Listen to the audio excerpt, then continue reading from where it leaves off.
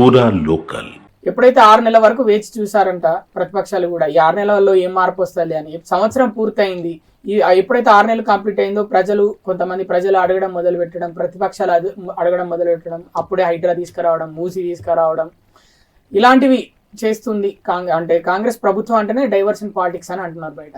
Diversion అంటే ఏంటంటే నాకు చెప్పండి, మీ భాషలో డైవర్షన్ అంటే ఏంటి చెప్పండి. డైవర్షన్ అంటే వీళ్ళ చూపు, ప్రభుత్వం మీద ఉన్న చూపు విషయం పైన. మేము చేసే అభివృద్ధిని మీరు డైవర్షన్ అంటున్నారా?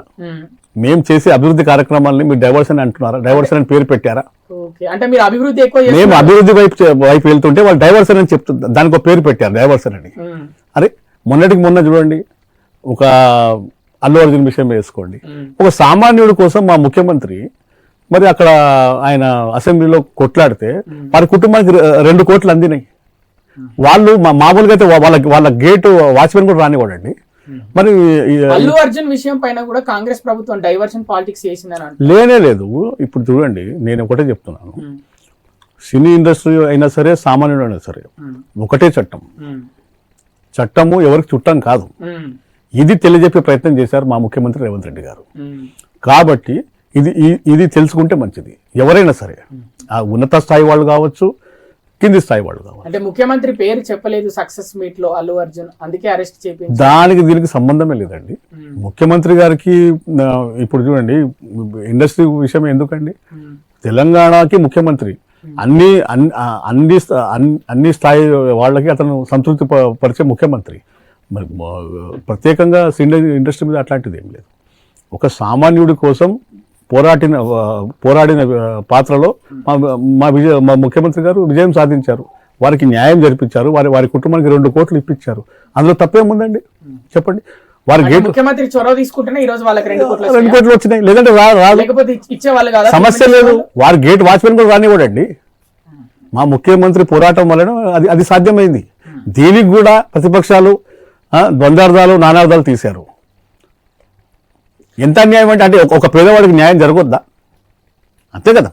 అంటే మీరు కాదు, అభివృద్ధిని డైవర్షన్ అని చెప్తున్నారు. ఇదెక్కడ న్యాయం అండి చెప్పండి. మేము చేసే అభివృద్ధిని డైవర్షన్ అని చూపిస్తున్నారు. తప్పు. మీ 10 ఏళ్ల పాలనకు మా 12 ఏళ్ల పాలనకు చాలా తేడా ఉంది. మీ పాలనలో అంతా అప్పులమయం, మా పాలనలో అంతా అభివృద్ధిమయం. మరి మీరు సంవత్సరంలో దాదాపు 1,20,000 కోట్ల వరకు అప్పులు చేశారని అంటున్నారు. అవును. ఇప్పుడు చూడండి, మేము కాంగ్రెస్ పార్టీ ఉమ్మడి ఆంధ్రప్రదేశ్లో 26,000 కోట్ల మిగులు బడ్జెట్ మన తెలంగాణ ప్రభుత్వానికి ఇచ్చింది. మీరు 1,00,000 కోట్లు అప్పు చేసి వదిలేశారు. ఎవరు? కేసీఆర్ ప్రభుత్వం. మేము ఉమ్మడి ఆంధ్రప్రదేశ్లో 26,000 కోట్ల మిగులు బడ్జెట్ ఇచ్చాం కాంగ్రెస్ పార్టీ అప్పట్లో 2014లో. మీరు 1,00,000 కోట్లు అప్పు చేసి వదిలేశారు. అప్పు ఉన్న రాష్ట్రాన్ని ఈరోజు మేము వడ్డీ కడుతూ అన్ని స్కీమ్స్ అందిస్తూ ముందుకు పోతుంటే మా అభివృద్ధిని డైవర్షన్ అని చెప్తున్నారు. ఇదెక్కడ న్యాయం అంటే చెప్పండి.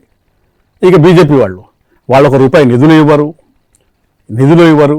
ఆ మోడీ గారు ₹1 నిధులు ఇవ్వరు. అయినా కూడా మా ముఖ్యమంత్రి గారు, మోడీ గారు ఎప్పుడు వచ్చినా ఆహ్వానించడం, వారితో కలవడం, సమస్యలు చెప్పడం.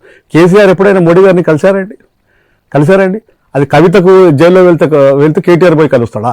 లేదంటే రాష్ట్రం కోసం మీరు కలవరా? అంటే కవిత జైలు పోతే మోడీ గారిని కలుస్తారు, లేదంటే మోడీ లేదు, గీడీ లేదు. అసలు ఎప్పుడైనా వాళ్ళ పాలనలో ఎప్పుడైనా గవర్నర్కి ఎంత మర్యాద ఇచ్చారండి వాళ్ళు? అంటే ఇప్పుడు మీ ప్రభుత్వం ఇస్తుందా? మా ప్రభుత్వము వేరే పార్టీతో సంబంధం లేదు. ప్రధానమంత్రికి ఇవ్వాల్సిన గౌరవం ప్రధానమంత్రికి ఇస్తుంది, గవర్నర్కి ఇవ్వాల్సిన గౌరవం గవర్నర్కి ఇస్తుంది. ఎంత అహంకారం అంటే, అప్పట్లో గవర్నర్ గారి తల్లి చనిపోతే హెలికాప్టర్ ఇవ్వలేదు అతను, కేసీఆర్ గారు. అంత అహంకారమా? అంటే కావాలని ఇవ్వలేదు. పార్టీకి సంబంధం లేదండి. గవర్నర్ ఆ పదవికి మీరు ఎట్లాంటి గౌరవం ఇచ్చారు మీరు చెప్పండి. మీరు ప్రధానమంత్రి వస్తే కలవకుండా తలసాని శ్రీనివాస్ యాదవ్ని పంపించాడు మహానుభావుడు కేసీఆర్. ఆ రోజు ఫామ్ హౌసే, ఈ రోజు ఫామ్ హౌసే. ఎప్పుడు బయటకు వచ్చావయ్యా కేసీఆర్? మన కేసీఆర్ ఆ రోజు ఫామ్ హౌస్ లోనే ఉన్నాడు, ఈ రోజు ఫామ్ హౌస్ లోనే ఉన్నాడు. మరి ఎప్పుడు బయటకు వచ్చావు? గద్దరు అతని పాట వల్ల తెలంగాణ మొత్తం కదిలింది. అలాంటి వ్యక్తిని నువ్వు సీఎం క్యాంప్ ఆఫీస్ దగ్గర బయట అరగంట సేపు వెయిట్ చేపించి బయట పంపించేసావు. నీ పాలన గురించి నువ్వు ఏం మాట్లాడుతావు? నీ పాలన గురించి, నీ పాలనలో ఇది మన ఉద్యమకారులకి పదవులు రాలేదు. ఆ ఉద్యమకారులకి తెలంగాణ కళాకారులకు మా ముఖ్యమంత్రి రేవంత్ రెడ్డి గారు వాళ్ళకి పదవులు ఇస్తూ ప్రోత్సహిస్తూ వాళ్ళ ముందుకు నడిపిస్తున్నారు. ఈరోజు చూడండి, గద్దర్ కుమార్తెకు పదవి ఇచ్చారు, సాంస్కృతిక శాఖ చైర్మన్ ఇచ్చారు. ఆయన ఎప్పుడైనా ఇచ్చారా? గద్దర్ గారికే మర్యాద ఇవ్వలేదు. అంటే అణగారిన కులాలను దొక్కేశారా? తప్పకుండా. వాళ్ళది దొరల పాలన, మాది పేద మధ్యతరగతి పాలన. మేం చేసే అభివృద్ధిని వాళ్ళు డైవర్షన్ అని పేరు పెట్టారు. ఇది అన్యాయం అని చెప్తున్నాను.